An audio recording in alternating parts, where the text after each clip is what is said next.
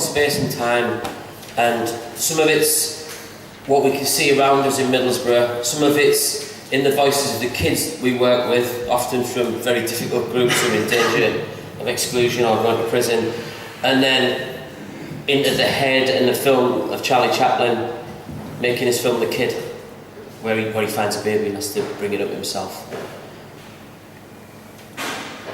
Looking for signs. Faded to almost nothing, they haunt the red brick walls. Promise, Persian rugs, haberdashers, ironmongers. The jaded allure of the ghost signs of Gresham lingers on the retina, conjuring up a host of phantom shoppers. They are transparent and almost erased by rain, slanting through them like pencil drawings on parchment as they hunch up and go on the hunt for groceries. With black umbrellas, sit-up bikes, and a fine array of hats. The poor children from the streets run around their feet, doomed to be window shoppers on eternity's pages. You can only see them as corner of the eye shadows. Today's streetwise kids run through ancestral images, unblinking, but in their clear eyes, spectres flicker best, and the hungry burns of the boomtown are manifest. Occasion for keeping stum.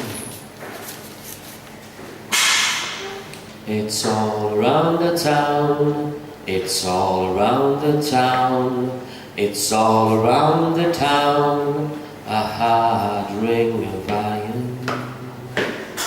Outside the takeaway on Parliament Road, Miller pack of clockwork boys, full of intent and no direction, no sense of anything existing beyond the tight band of hills and the boiling river. A couple on bikes, clockers coming, nudge the rest, I hold the small hand in mine a little tighter, pull her imperceptibly closer as we pass. Oi! Specky git! If you didn't have a kid with you, you'd be fucking dead. Says one. The rest giggle, I bite my tongue, join the queue for fish and chips twice, deep fried bravado and boredom, but real enough. They know, as I do, that a pack their shape met a bloke roughly mine on the far side of the carriageway yesterday afternoon. The paper wrapping my dinner tells how they were arguing by the post office before he turned to walk on, then slipped, spouting his 30-odd years onto the curb, a katana turning his neck into a shish kebab. Around the town, it's all around the town, hard ring of iron.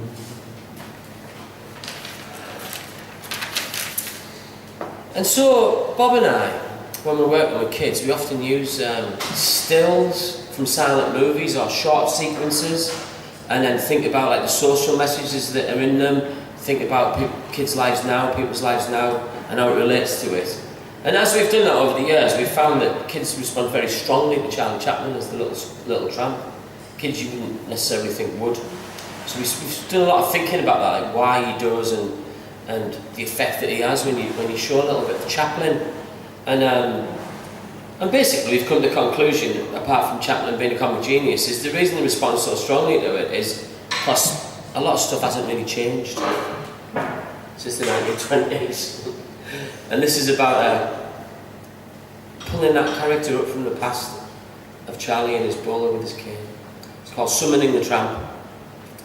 Perhaps it's both sad and good to learn how easy it is for these kids to watch a little clip and then see him alive in colour in our towns. Where no soup kitchens stand, but hunger reigns and spirits starve, as we struggle to find them a post-industrial sense of purpose now.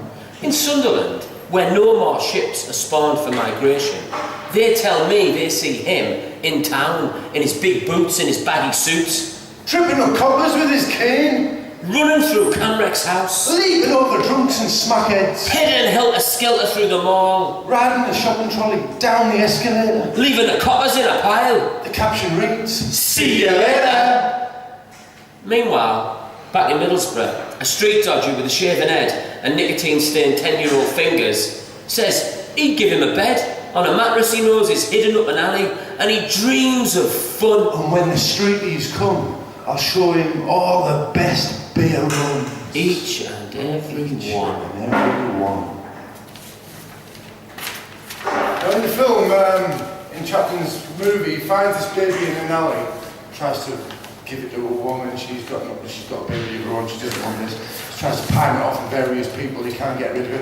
And then eventually he sits down on the curb, and there's a drain, and he opens the drain. It's a brilliant shot of him, like looking at the baby, looking at the drain. Is he going to throw it in? And it's like a great moment of panic, and this is called fatherhood. When realization sets in, the world begins to spin on a different axis. The center of the universe shifts. Tomorrow and all the days after wear unfamiliar masks. Lions and tigers and bears. Tigers and bears. Lions and tigers and bears. This is the moment when a man makes his choice. Stay, Try, fumble, fail, or run to hide behind a shroud of nonchalant denial. Not my kid. The shadows of the slums sweat hard times. When there's nowhere to palm off this changeling, the workhouse grinds its teeth, lions and opens tigers its and mouth bears. wide. Lions and tigers and bears. His magpie room becomes a cuckoo's home. He makes a crib out of a sheet and bits and bobs and bits of string. Rigs up all this thing to bring the baby up. And when the baby's about 5, it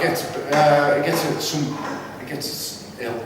And the doctor comes with his spectacles and starts asking Charlie lots of awkward questions, and they take the kid away.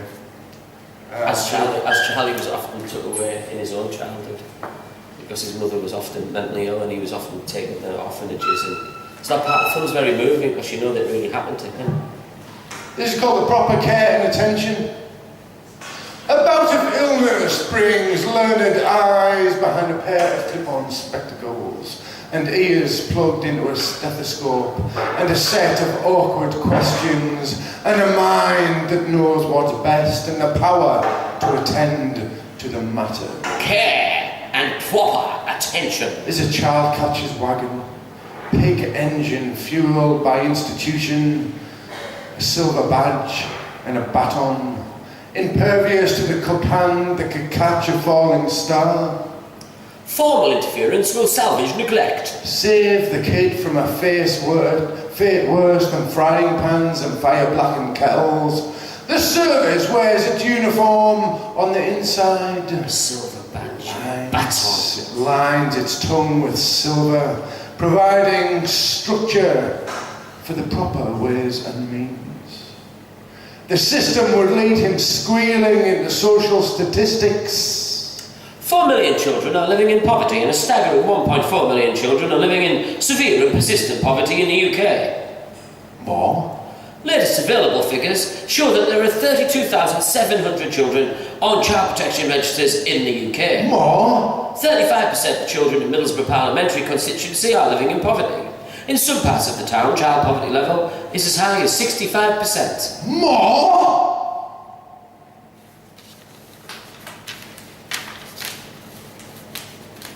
There's a few more poems between this and the last one, but there's always a chase, isn't there, in an adventure? Oh yeah. So that one, we were leaping back and forward in time from Chaplin's time to ours, with the poverty figures all going from now. And this is back in Chaplin's head as he's making that film, because there's an amazing shot in that film where they're taking a kid away, and you've had all this comedy, but then the social worker and the policeman are holding Charlie Chaplin while they take the kid out, and there's a close-up and it holds it on his face. And when I first saw that, I really wanted to write about Charlie Chaplin. I got really fascinated by that shot because you could see that he wasn't acting, and the look on his face is something that you could only mean if something horrible had happened to you.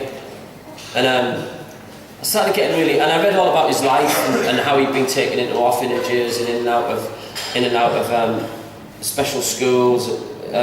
as a child, and then, you know, then gone on to become the most famous man, arguably the most famous man that's ever lived in the world, Charlie Chaplin. If you go to any country in the world and you've got a bowler hat and a cane on a board and say to people, who's that? They'll tell you who it is. That's because the films are silent.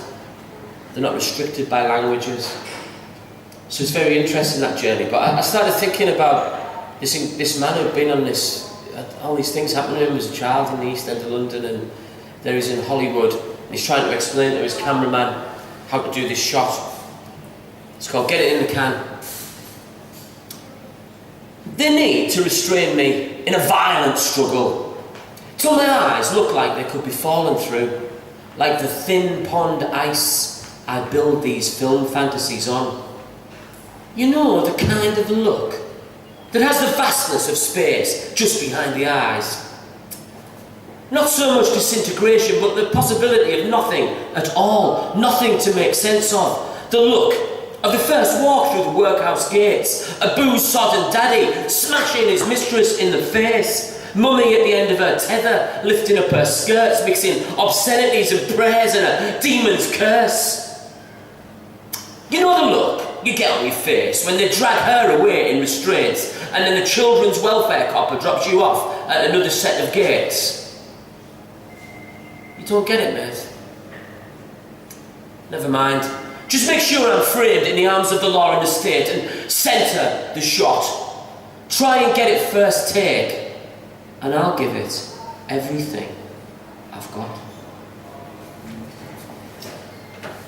So as a chase in every Charlie Chaplin film and most adventure films, this is called Cut Through the Chase. It was written about where he climbs over loads of rooftops trying to save the kid from the going to the orphanage in the social services wagon. But it's about balance. It's about that fact of balancing on a rooftop, being a metaphor for poverty itself, really. All street urchins learn The basics of parkour. the cat, leap, the con, vault, the landing, roll, the artful dodge, the eye and mind tuned to the opening of the unrestrained path. So, the little tramp totters along ridge tiles for a rat race across rooftops. The laws of retrieval push you to the edge, where you're likely to hatch into other. Handstander, clog dancer, vaudeville clown, superhero, cat burglar, scavenger, vagabond. by tooth, skin and thin By tooth, ice, skin and by thin tooth, ice, by skin tooth, skin and thin ice, and by tooth, running skin on and his nerve. Charlie plucks the kid from the clutches of care for another pink lit day on on the the make.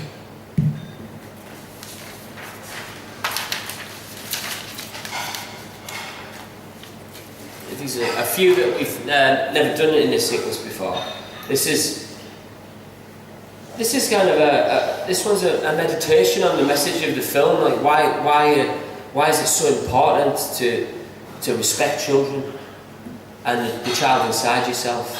Because if you look at Chaplin, he could have turned into a serious, you know, criminal or a serial killer given his background.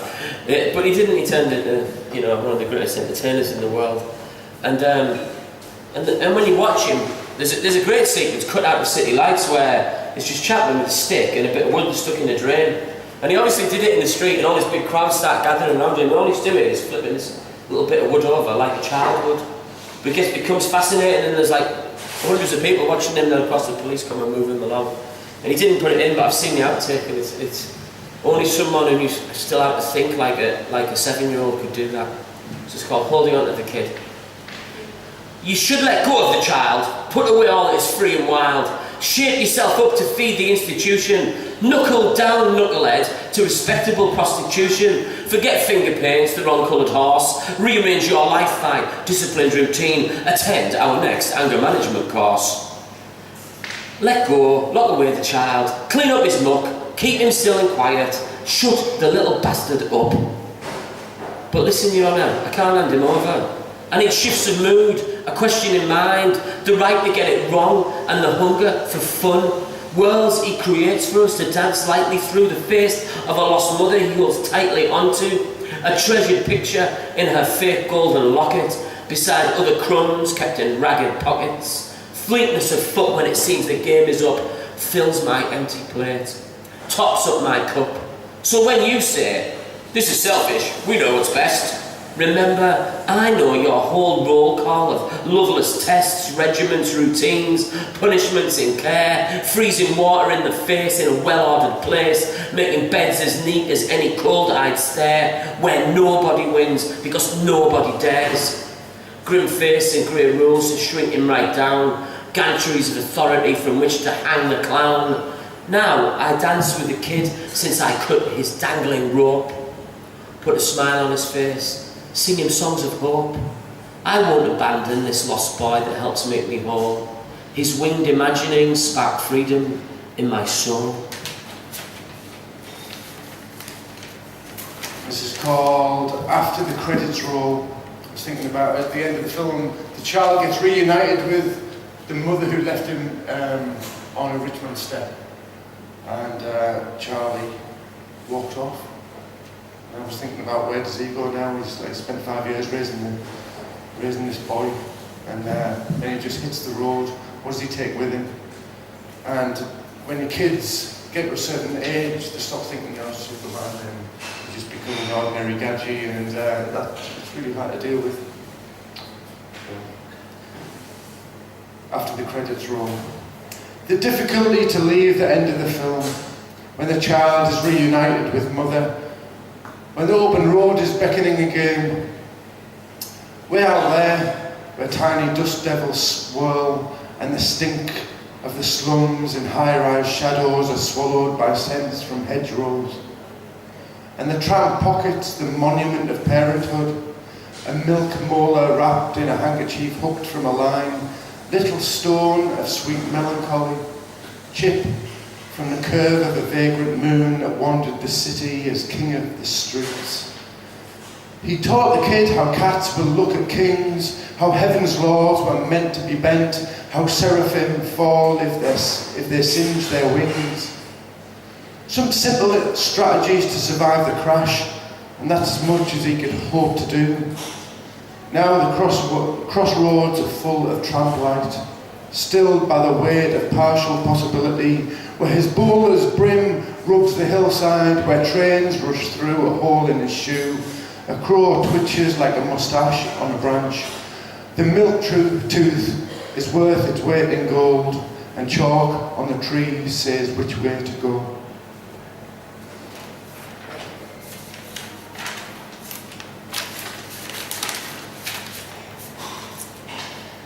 And this last one is about the kids that we work with.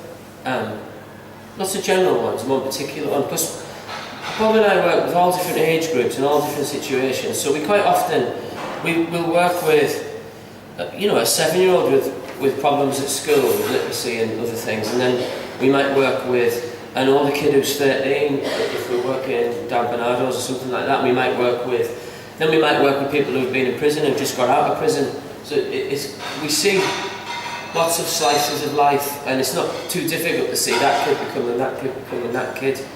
And so we're back to the reasons for keeping stun. Kids that Bob encountered outside the fish shop, but also kids that we've worked with intensely. And asking a question, I think that Chaplin's work, the serious side of it, asked back then, that still needs asking now, and it's called The Hungry Ones. You hook onto him in a hooded huddle outside the fishy at the edge of the louder crowd. Watch for the flick of a fin, the quiet pike with the bite. Catch the restless shifting of his eyes. Don't know if it's your paper chips he wants to devour, or you, or your child. Pale of his skin, burn of his eye, scans through centuries. Who is the hungry boy? What does he need to feed on? In children's centres, Bernardo's, last-ditch community rooms before reform schools and the inevitable clink, he moves constantly, feeds through his fingers, pokes, caresses, strokes, bamboo screens, cold walls, tabletops, plant pots. Now he's become octopus boy, all tentacles, desperate to suck on, make himself real. Give him a snack of folded paper aeroplanes on which to scroll. Fuck the place. Who is the hungry boy? What do we have that he needs? His screwed up eyes stretch, mooncalf wide, fixed for a while on the screen as the hungry tramp makes his morning forages. He'd like to keep the baby too, make a nest in his mouldy old wardrobe. They could both hide in there, safe from the streets full of sharks and familiar strangers in the dark. He knows the look in Charlie's celluloid jellies as he's pulled apart by cold charity and blind justice, though he eludes well-fed henchmen well enough with slim down dance steps. Who was that hungry boy? Would love be enough to fill him up? Flash forward in this plot. He's lumen blank and fish-faced from the shallows of the evening rag. He tried to swallow his own name, misspelt 1,000 times on old graveyard walls. During reform school time, chewed on methods of crime. Forgot the little moustache man. When he swung the iron bar with the full force of famine into the night guard's skull. Who is that Who is that hungry boy? Who forgot to feed him? And that's it.